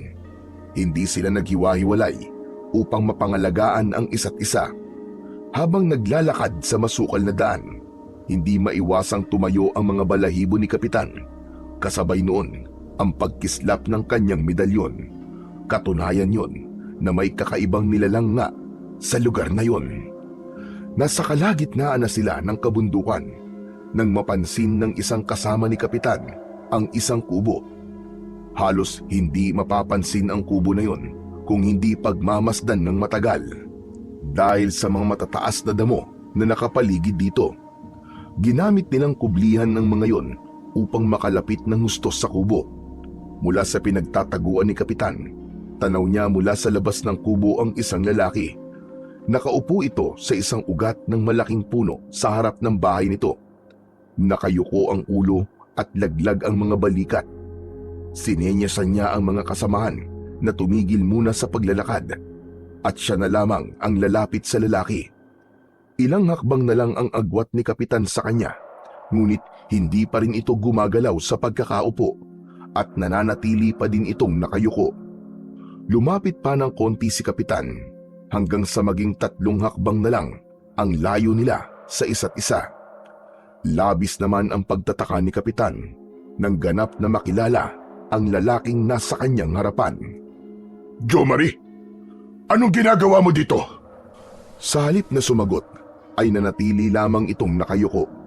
Hindi pa din kumikilos kaya lumapit na si Kapitan sa kanya. Saka hinawakan ang balikat nito. Samantala, sa loob ng kubo ay naramdaman ni Lian ang mga kaluskos na nagmumula sa labas. Hindi niya yun tiyak nung una, kaya nanatili na lamang siyang tahimik sa loob ng kubo. Pero nang marinig niya ang boses ni Kapitan, agad siyang nagtatatakbo palabas. Kaya ang tagpong naabutan niya ay nakahawak si Kapitan sa balikat ni Jomari. Kapitan! Lumayo kayo sa kanya! Pagkarinig ni Kapitan sa boses ni Lian, ay napatingin ito sa kinaroroonan ng dalaga. "Lian, ang sabi ng lola mo ay tinangay ka ng dambuhalang ibon." Opo, Kapitan. "Anong ginawa niya sa'yo? At nasaan ang ibong yon? Mukha namang okay ka." Doon na biglang kumilos ang mga kamay ni Jomari at inalis ang nakapatong na kamay ni Kapitan sa balikat niya. Nag-angat ito ng muka, kasabay ang biglang pagbabago ng anyo at paglabas ng totoong itsura niya. Hindi yun inaasahan ni Kapitan, kaya labis ang kanyang pagkagulat. Sandali itong hindi agad na nakakilos, kaya yun din ang naging dahilan para tangkain siyang saktan ng binatang aswang. Gamit ang kanyang matutulis na kuko, tinangka niyang ibaon yun sa dibdib ng Kapitan. Ngunit dahil sa suot na medalyon nito, ay hindi yun nagawa ng halimaw. Tila napaso siya sa pagliwanag ng medalyon. Si Lian naman ay muling nabalot ng takot dahil sa mga nangyayari. Hindi malaman kung tatakbo na ba siya o mananatili lamang sa kinatatayuan. Nag-aalala siya sa kaligtasan ni Kapitan. Dahil sa tagpong yun, lumabas na mula sa kani-kanilang pinagtataguan ang mga kasamahan ng Kapitan na antingero. Mabilis naman ang naging pagkilos ng binatang aswang. Agad itong lumapit sa dalaga. Sinunggaban niya ito at pagkatapos ay iniharang ni Jomari sa katawan niya si Lian. Ginawa niyang pananggalang ang dalaga upang pigilan ang lahat ng pag-ataking gagawin sa kanya ng mga kalalakihang naroon. Tulungan niyo po ako! Tulong po! Nagpipipiglas si Lian mula sa pagkakahawak ng binatang aswang sa kanya. Ngunit kahit na anong piglas ang gawin niya, hindi siya makawala dito. Samantala, dahil sa alam ni Jomari na wala siyang laban sa dami ng taong tumutugi sa kanya, nagpalit anyo muli siya bilang isang malaking ibon. Inilipad niya muli si Lian sa pinakamataas na puno sa kagubatan. Pagkatapos ay ibinaba siya sa isa sa mga sanga ng puno. Dahil sa taas nun, hindi maimulat ng dalaga ang kanyang mga mata. Magkahalong takot, kaba at galit ang nararamdaman niya para sa lalaking halimaw na tumangay sa kanya. Nakikiusap ako sa'yo. Pakawalan mo na ako. Kung talagang mahal mo ko, papabayaan mo na ako, Jomari. Hindi, Lian. Hindi. Hindi ko gagawin yon. Para mo nang awa. Pakawalan mo na ako. At pagkatapos ay mapupunta ka lang sa iba. Hindi maaari. Mabuti pang walang makinabang sa'yo kaysa mapunta ka sa iba. Kaya papatayin mo na lang ako? Ganun ba? Naisip mo ba ang pamilya ko pag nangyari yun? Masasaktan sila kapag ginawa mo yun. Kaya pabayaan mo na ako. At pangako, pipilitin kong kalimutan lahat ng ginawa mo sa akin. Pakawalan mo lang ako. Babalik ako ng Maynila. Isasama ko na si Lola Ising at hindi na babalik sa lugar na ito. Nakikiusap ako sa'yo. Tuloy-tuloy ang pag-agos ng luha ni Lian habang nakikiusap siya kay Jomari na pakawalan siya nito. Nahihirapan siyang huminga, sanhi ng matinding kaba dahil sa taas ng punong pinagdalhan nito sa kanya. Samantala, si Jomari naman ay tila nakaramdam ng awa para sa babaeng nasa kanyang harapan. Umiiral pa rin ang pagmamahal niya rito. Hindi din naman niya gustong umabot sa ganito ang lahat, kahit siya ay naguguluhan sa nararamdaman niya kung pagmamahal ba ito o pagnanasa lang. Natahimik si Jomari na tila patuloy na kinakapa sa isip at damdamin kung ano ba ang nararapat niyang gawin. Lalo na't hindi niya mapipilit si Lian para sumama sa kanya at mahalin siya. Halimaw man ang binata, subalit may bahagi pa rin sa kanya bilang isang tao. Merong puso at damdamin. Siguro nga, hindi ko na dapat ipilit pa sa'yo ang nararamdaman ko, Lian. Dahil una, hindi mo ako gusto. At pangalawa, hindi ako normal na tao na kagaya nyo. Walang sino man na magmamahal sa akin ng totoo. Kaya sige, palalayain na kita. Ibabalik na kita sa kanila. Malaya ka na. Hindi makapaniwala si Lian sa kanyang narinig na sinabi ni Jomari. Bigla ay nagliwanag ang kanyang muka. Ang takot na kanina'y nasa kanyang dibdib ay napalitan ng saya at kasabikan na makita ang kanyang Lola Ising. Ganun pa man, Nanatiling tahimik lamang si Lian, naghihintay ng sunod na gagawin ni Jo Marie. Naramdaman na lamang ni Lian na gamit ang paa ng dambuhalang ibon ay binuhat siya. Dahan-dahang lumipad pababa ng puno. Sa kamarahang ibinaba siya sa lupa. Pagkatapos na maibaba ni Jo Marie ang dalaga at hindi na nakadikit ang katawan niya kay Lian, ay sunod-sunod na pana ang tumama sa katawan niya. Halos ubusin ng mga kalalakihan ang hawak nilang armas para tiyakin ang kamatayan ng aswang na si Jo Marie. Nagtamo siya ng maraming sugat sa iba't ibang bahagi ng kanyang katawan dahil sa tama ng mga pana na bumaon sa katawan niya.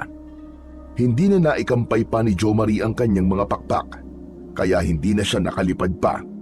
Saglit pa ay nagbalik ang anyo niya sa pagiging tao. Nawalan na din ng lakas upang lumaban pa. Samantala, si Lian naman ay nabigla sa bilis din ng pangyayari. Hindi niya inasahan na sa pagbaba pa lang sa kanya ng lalaki ay agad napapaulanan ito ng pana ng mga kababaryo niya. Tila asintado ang mga kalalakiyang pumana sa aswang dahil hindi man lang tinamaan si Lian. Nakita niya kung paano nagtulong-tulong ang kanyang mga kababaryo para sa kanyang kaligtasan. Nang makita naman ng mga kalalakihan sa baryo na nakahandusay na si Jo Marie sa lupa, tadtad ng pana ang buong katawan at nag-aagaw buhay, ay itinigil na rin nila ang pagpana dito. Saka magkakasunod silang lumapit, maging si Kapitan. Sa nanlalabong paningin ni Jo Marie at naghahabol na hininga, ay pilit pa rin itong nagsalita habang nakatingin ang Kapitan. Patawarin niyo po ako sa perwisyong dinala ko. Wala kaming kamalay-malay na isa ka palang aswang, Jo Marie. Hindi lang basta aswang, kundi manyakis na aswang. Kapitan, nagmahal lang po ako. Minahal ko lang po si Lian. Kaya lamang hindi niya po ako kayang mahalin. Hindi pagmamahal ang tawag dyan, kundi pagiging makasarili. Buong akala naming lahat ay mabait kang tao. Ngunit sa likod pala nun ay may kasamaan kang tinatago. Ang maitim mong plano kay Lian.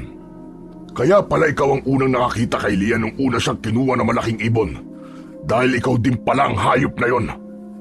Napakagaling mong magtagong hayop ka. Naloko mo kaming lahat. Kaya tanggapin mo ang parusang nararapat sa'yo. Hindi na dapat pang binubuhay ang katulad mo. Itinaas ni Kapitan ang kanyang medalyon, saka umusal ng orasyon at dasal. Kasabay ng ritual ay ang pag-ihip ng malakas na hangin. Patuloy siya sa pagdadasal at pag-oorasyon hanggang sa magliwanag ang kanyang medalyon. Nang ganap ng magliwanag ang medalyon, idinikit yon ng Kapitan na antingero sa puso ng binatang aswang. Malakas na tila alulong ng aso ang pinakawalan nito dahil yun sa matinding sakit. Pagkatapos ay nabalot ng matinding liwanag ang katawan ng binata. Saka sumabog ito kasama ng medalyon na siyang katapusan ng kasamaan ng aswang na si Jo Marie. Samantala, mula sa malaking puno ay may dalawang pares ng mga mata ang nakakubli sa pangyayaring yun. Gusto man nilang tulungan ang binata, ngunit wala silang magawa dahil maaaring ikamatay din nila kung pakikialaman nila ang sitwasyon na yun. Kaya nagpasya silang panoorin na lang kung paanong patayin ng mga tao ang kanilang anak sa islang teritoryo nila. Nung unang dinala ni Jo Marie ang dalaga sa islang yon, pinagsabihan na nila ang binata, ngunit sadyang matigas ang ulo nito. Kaya kamatayan mula sa mga tao ang sinapit niya. Masakit man para sa kanila, ngunit kailangan nilang tanggapin na yun na ang kaparusahan sa kasalanan ng kanilang anak. Samantala, nang masiguro ng mga tao sa baryo na patay na talaga si Jo Marie, saka sila umalis kasama si Lian. Pagdating pa lang nila sa pampang ng dagat sa baryo, nakaabang na si Lola Ising sa kanila, kasama ang ilang mga taga-baryo. Niyakap ng matanda ang apo pagkakita niya rito. Salamat sa Diyos at ligtas ka na, apo ko. Pagkatapos nun ay bumaling siya sa mga kababaryo na nagligtas sa apo niya. Maraming salamat sa inyong lahat. Tatanawin kong malaking utang na loob sa inyo ang pagkakaligtas ninyo sa apo ko. Walang anuman yun, Ising. Sino ba naman ang magtutulungan kundi tayo magkababaryo? Oo nga pala, Kapitan. Nakilala niyo ba ang kumuha sa apo ko? Oo, Ising. Nakilala namin siya. Subalit, makabubuti ko mamaya na natin pag-usapan. Sa ngayon, asikasuin mo muna ang iyong apo. Tiyak kung pagod siya at may mga tinamong gasgas at sugat. Naisip ni Lola Ising na tama nga ang sinabi ni Kapitan, kaya iniwi na niya si Lian. Tinulungang makaligo at magamot ang gasgas at sugat ng apo.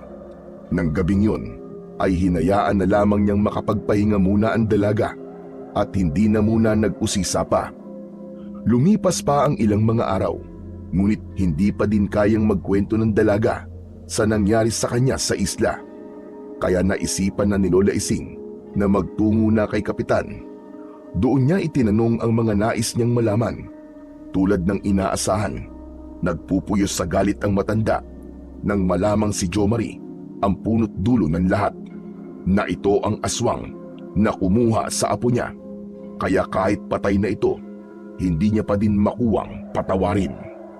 Hanggang sa mabilis na lumipas ang isang buwan, tahimik at madalas nag-iisa ang dalaga. Lagi siyang nakaupo sa tabi ng dagat at nakatanaw lang sa kawalan. Nawala na ang dating sigla at ngiti sa mukha nito. Napalitan na yon ng lungkot. Madalas din itong mahuli ni Lola Ising na umiiyak tuwing gabi. Gusto man niyang pagaanin ang loob ng apo, ngunit hindi niya alam kung paano. Hanggang sa isang araw, napansin na lang ni Lola Ising ang madalas na pagsama ng pakiramdam nito. Tuwing umaga ay nagsusuka ito at madalas na nahihilo. Kaya nabuo ang hinala sa isip ng matanda na baka buntis ang kanyang apo. Apo, alam kong mahirap para sa iyo na pag-usapan ito, ngunit kailangan kong malaman. Bahagyang lumingon si Lian sa kanyang lola na nakaupo sa kawayang upuan. Lumapit si Lola Ising sa apo.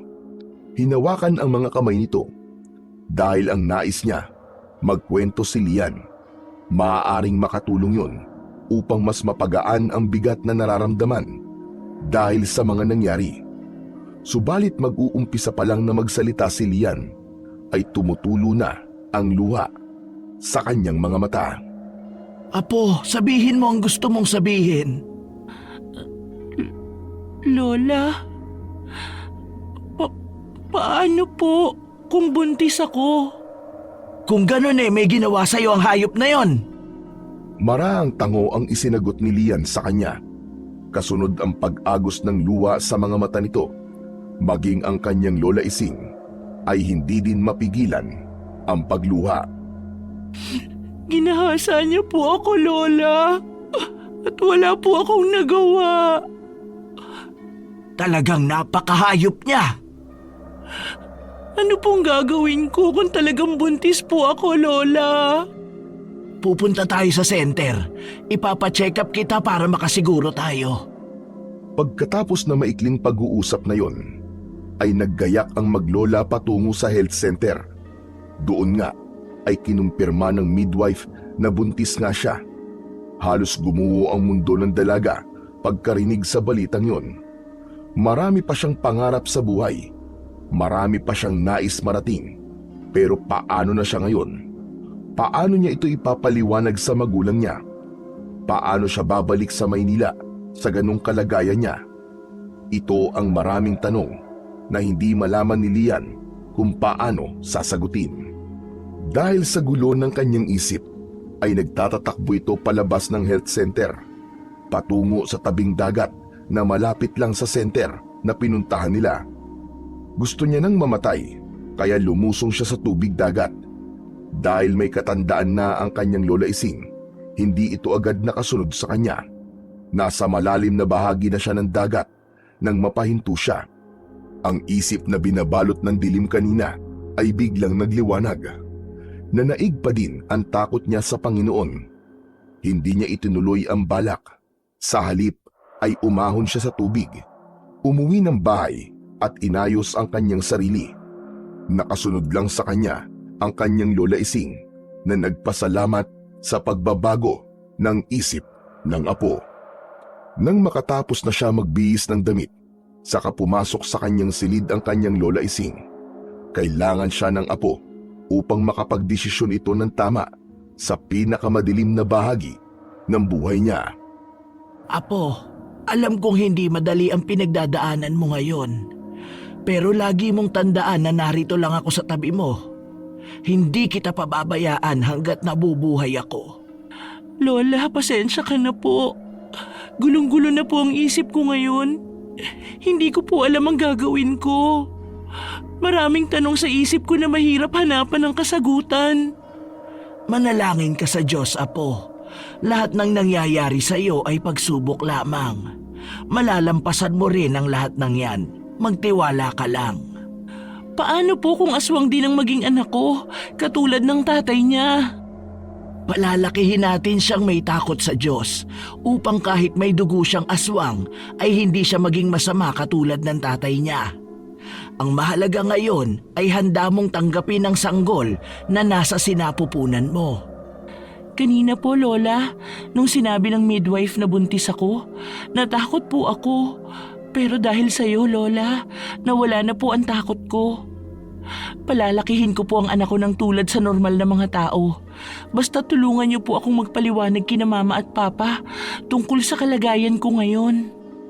Oo naman. Ako ang bahala sa kanila. Tinupad ni Lola Ising ang pangako sa apo. Siya ang nagpaliwanag sa mga magulang nito tungkol sa nangyari sa dalaga. Bagamat nung una ay mabigat ang kanilang kalooban, ngunit kalaunan ay natanggap na din nila ito. Habang lumalaki ang tiyan ni Lian, ay nararamdaman niya ang pagbabago sa kanyang sarili. Unti-unti na niyang natatanggap ang naging kapalaran niya, kahit pa sinabi pa ng ilang tao sa baryo noon na ipalaglag niya ang bata. Hindi niya yun ginawa.